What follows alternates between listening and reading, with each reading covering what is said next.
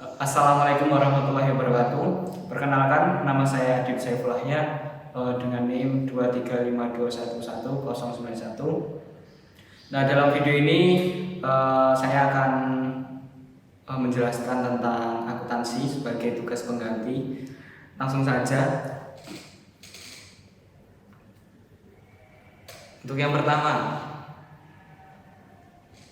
pengantar ilmu akuntansi, konsep akuntansi dan pelaporan keuangan. Nah, untuk apa sih definisi akuntansi itu? Nah, akuntansi merupakan salah satu alat yang digunakan untuk mempertanggungjawabkan kegiatan bisnis dan berguna dalam pengambilan keputusan ekonomi. Peran akuntansi yang paling mendasar dalam suatu perusahaan adalah menyediakan berbagai informasi dan jawaban yang berhubungan dengan segala macam kegiatan keuangan. Yang selanjutnya ada kegiatan dalam proses akuntansi. Nah, kegiatan dalam proses akuntansi ada banyak, yaitu menganalisis, mencatat, mengklasifikasikan, mengikhtisarkan, melaporkan, dan menginterpretasikan. Selanjutnya ada siklus akuntansi. Siklus akuntansi dimulai dari bukti transaksi, jurnal, buku besar, neraca saldo, jurnal penyesuaian, laporan keuangan, jurnal penutup, neraca saldo setelah penutupan, dan kembali lagi ke bukti transaksi. Seperti itu. Yang selanjutnya ada penggunaan laporan keuangan. Ini ada dua, yaitu pihak internal dan pihak eksternal. Untuk pihak internal ada orang yang terlibat dalam suatu perusahaan dan membuat laporan akuntansi yang berguna dalam melakukan perencanaan atau planning, pengorganisasian atau organizing, pengarahan, directing, dan pengendalian atau controlling. Sedangkan pihak eksternal adalah individu atau lembaga atau entitas lainnya di luar perusahaan yang menggunakan informasi akuntansi untuk pengambilan keputusan.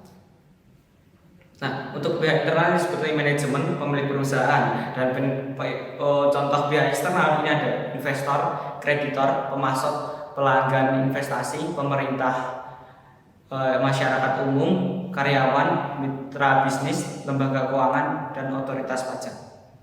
Yang selanjutnya jenis perusahaan. Nah, untuk jenis perusahaan kita bedakan menjadi bedakan menjadi tiga, yaitu perusahaan manufaktur, perusahaan dagang, dan perusahaan jasa.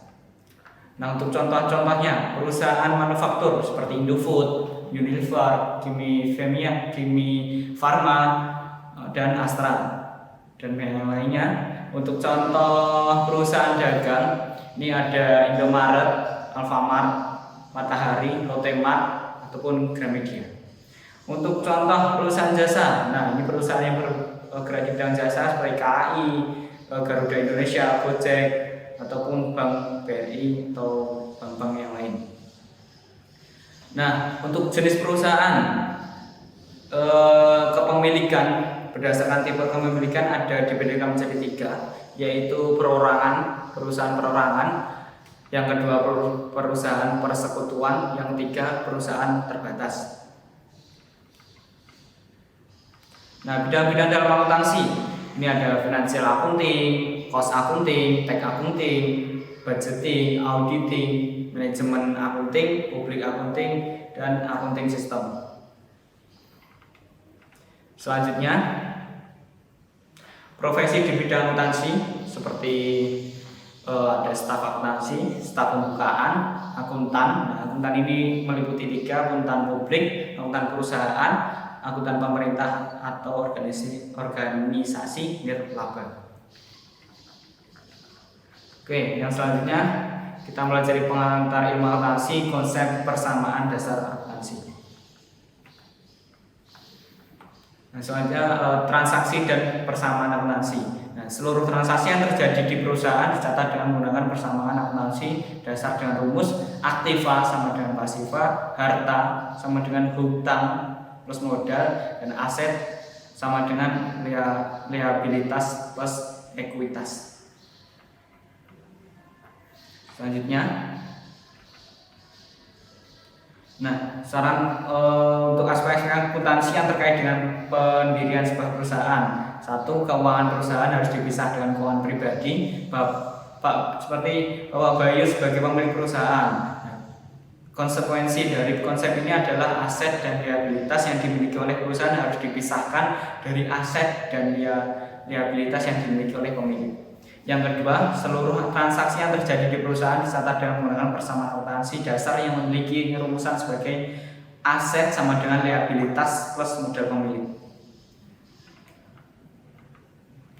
Nah, komponen dasar persamaan akuntansi yang pertama ada aset, modal, liabilitas. Nah, liabilitas ini meliputi utang jangka pendek dan utang jangka panjang. Nah, selanjutnya laporan keuangan. Laporan keuangan atau financial statement dibagi menjadi 5, yaitu laporan posisi keuangan atau neraca, laporan laba rugi, laporan perubahan ekuitas, laporan arus kas, dan catatan atas laporan keuangan. Nah, persamaan dasar akuntansi. Transaksi yang terjadi di PO Trans Perkasa ini contohnya. Transaksi tanggal 1 Januari 2017 Bapak Bayu menyetorkan modal berupa uang tunai sebesar 20 juta dan peralatan kantor senilai 10 juta. Nah, itu masuk pada modal pada kas dan piutang plus peralatan. Bisa dilihat seperti tabel di bawah.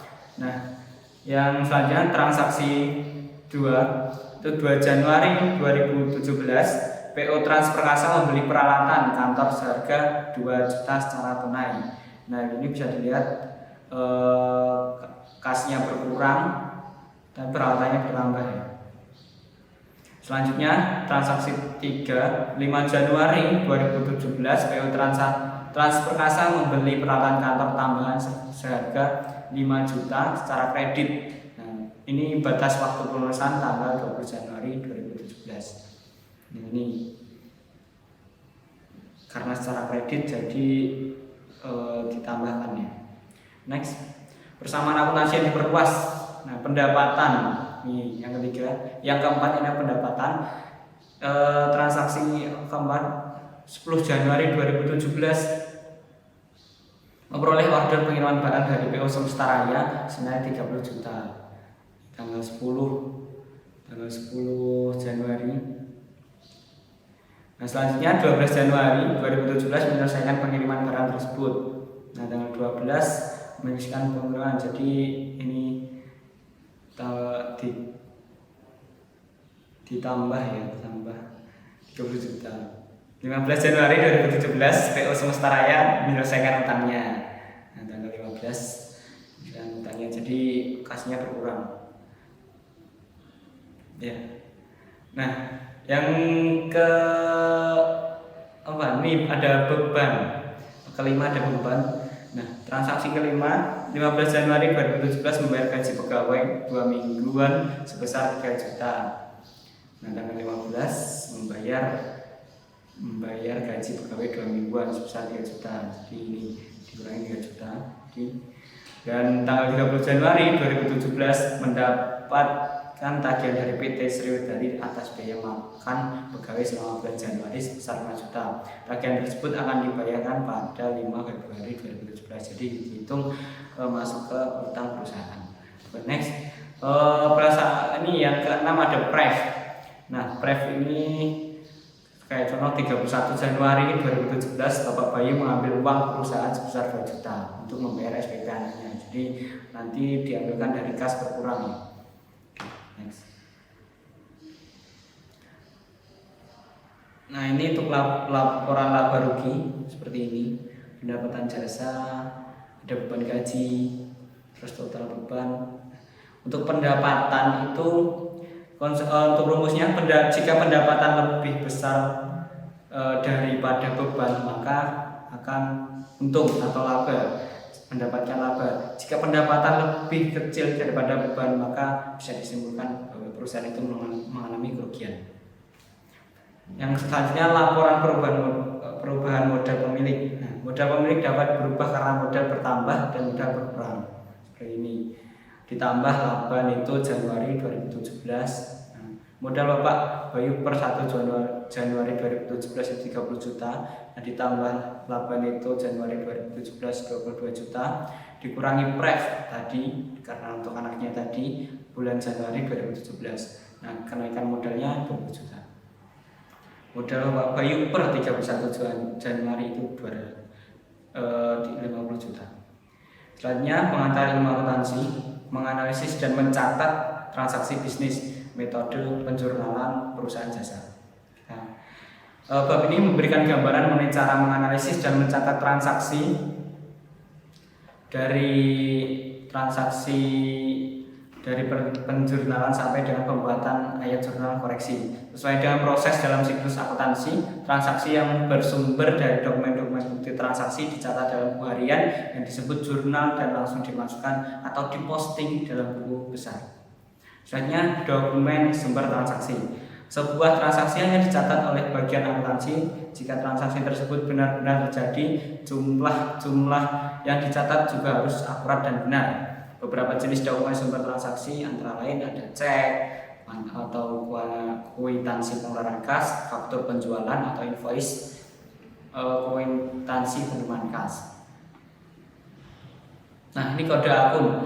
Urutan kode awal akun untuk akun-akun pada buku besar. Ini misal kas. Nah, maka kasnya kode akunnya 1. Nah, nanti misal piutang usaha berarti 112. Peralatan kantor 121. Nah, untuk akun laba rugi misal ada pendapatan maka nanti 411 dan seterusnya. Nah, saldo normal. Nah, ini posisi saldo normal, posisi dari akun atau rekening yang menjadi prinsip pembukaan perpasangan disebut saldo normal. Seperti yang diajarkan bisa digunakan dengan konsep seperti ini. Ada aset, liabilitas, modal, pref, pendapatan, dan beban. Untuk pref kita samakan dengan aset. Jadi aset, liabilitas, modal, pendapatan, dan beban.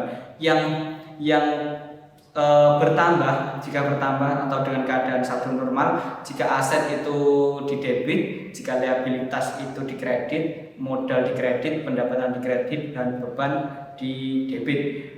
Pref itu kita samakan sama aset itu di debit jika bertambah. Nah, untuk berkurang kebalikannya, jadi untuk aset berkurang, liabilitas bertambah. Untuk aset kredit jika berkurang, aset kredit, liabilitas debit, modal debit, pref pendapatan debit, dan beban kredit. Untuk saldo normal itu sama dengan saldo bertambah. Selanjutnya, langkah analisis transaksi yaitu menentukan akun yang dipengaruhi oleh transaksi, menentukan apakah transaksi tersebut menambah atau mengurangi akun, melihat kembali aturan dalam mendebit dan mengkredit, lihat kembali aturan dalam mendebit dan mengkredit. Oke, contoh penerapan analisis transaksi 5 langkah. Kita skip aja ini. Untuk selanjutnya jurnal umum. Nah, ini biasanya digunakan dalam kegiatan akuntansi. PO semesta raya, jurnal umum. Nah, ini untuk tanggal, nanti diisi tanggal, nama akun dan keterangan, misal nama akunnya kas atau modal, nanti posrefnya untuk mengetahui di buku besar, dan debit kredit, misal modal bertambah nanti di debit.